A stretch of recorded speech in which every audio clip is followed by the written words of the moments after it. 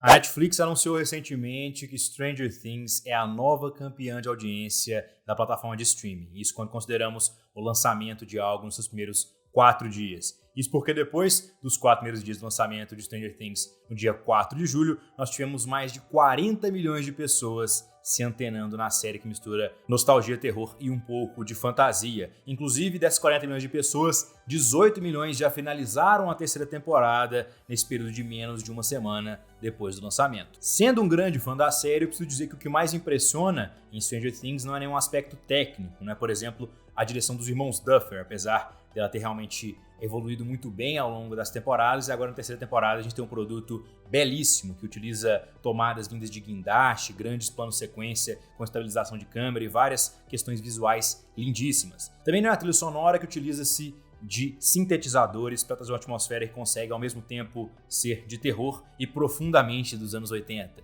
E também não são as atuações, apesar de termos um ótimo plantel de atores mirins e também de adultos. Eu tô aqui pra falar que Stranger Things me enganou você e enganou todo mundo, porque a série, apesar de ser uma original da Netflix, de original tem pouco, porque ela é basicamente toda criada a partir de referências e produtos anteriores. E mesmo assim, ela é uma série excelente.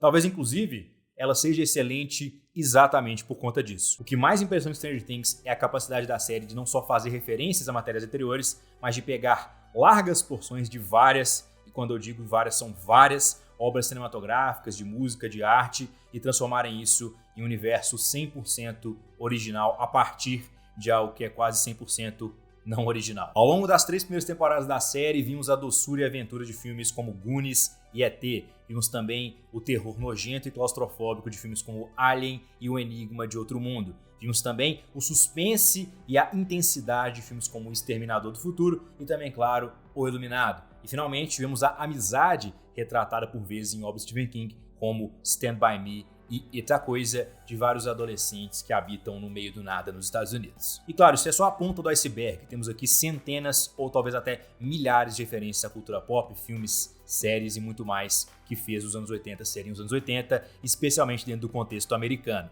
E mesmo assim, a gente tem uma originalidade eminente em Stranger Things. Quantas vezes já ouviu a frase, nossa, isso parece Stranger Things? É engraçado de se pensar nisso em uma série que faz tantas referências ao passado, mas Stranger Things virou referência para muitas outras coisas. E como raios Stranger Things consegue fazer isso? Como é que a Netflix consegue estabelecer esse voleio de referências e tributos e mesmo assim criar uma série profundamente original? Para mim isso resume a 2 questões: familiaridade e integração. A primeira questão é um pouco mais óbvia, mas geralmente ela é subestimada. Afinal, a gente gosta de algo somente por aquilo ser familiar? De acordo com a maioria dos entendimentos e pesquisas que a gente tem sobre a mente humana, a resposta é provavelmente sim. Inclusive, isso acontece em vários níveis diferentes. Temos, por exemplo, o fenômeno psicológico conhecido como o efeito da mera exposição.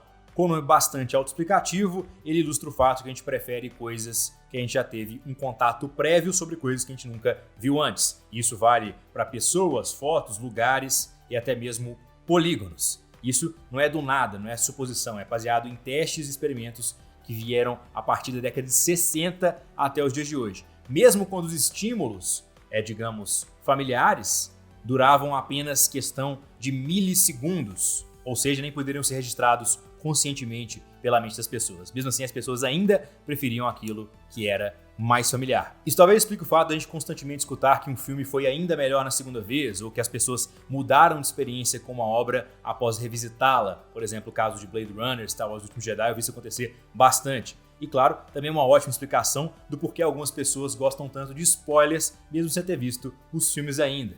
E, mais importante de tudo, explica por que pessoas se tornam fanáticas por açaí, sushi e cerveja, mesmo sem ter gostado de açaí, sushi ou cerveja na primeira vez que experimentaram essas coisas. Eu sou prova viva de que isso é possível.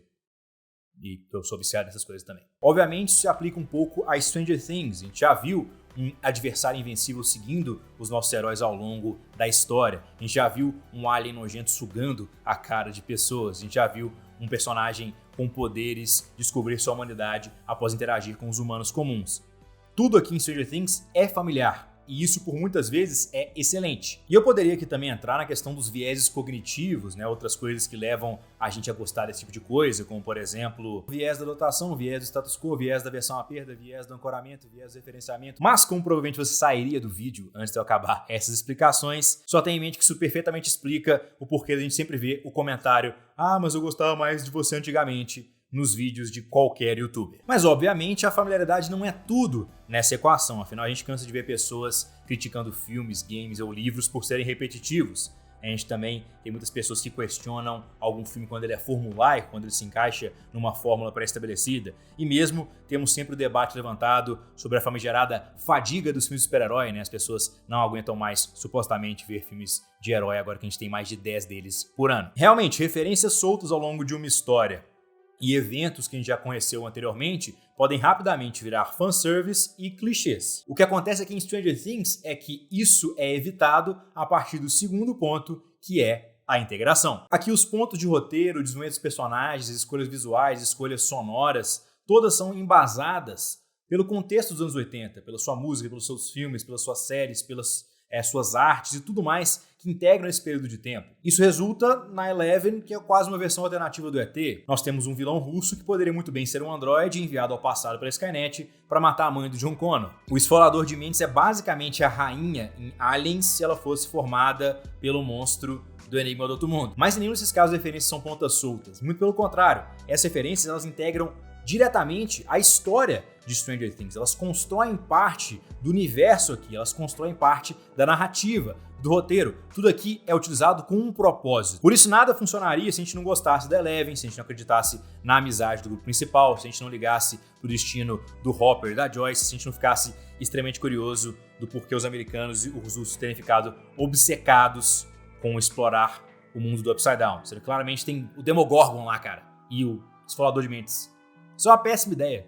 Eu sei que a Fria tem corrida espacial, corrida armamentista, mas essa corrida parece muito burra, cara.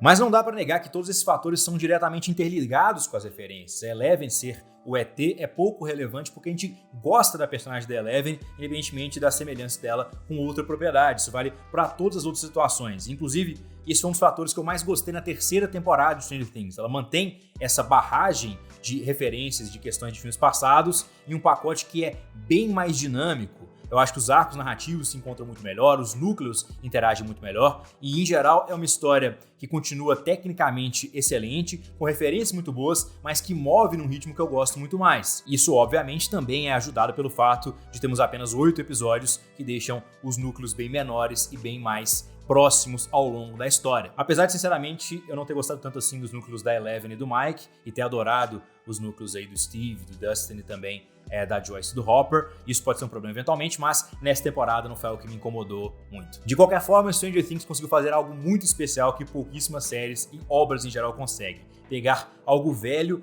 e resgatar isso, fundindo com a propriedade que você está criando e criar algo 100% original, mas com um tom forte de familiaridade. Isso em fanservice ou afobação em um pacote extremamente bem escrito, dirigido e atuado. E por isso, Stranger Things consegue perfeitamente resgatar a magia dos anos 80 através do seu uso de referências. E sim, por isso que a série consegue enganar todo mundo. Ela nos vende uma premissa original a partir de uma base que vem lá de trás. Então é isso aí, senhores espectadores, gostado do vídeo, clique na marca d'água para se inscrever no canal, se tornem apaixonados ou apaixonáticos e fazer parte da crítica. Claro, deixem aqui nos comentários o que vocês acharam da terceira temporada de Stranger Things. Vocês gostaram? Vocês não gostaram? Tudo isso é muito válido. Tem esse YouTube. Até a próxima.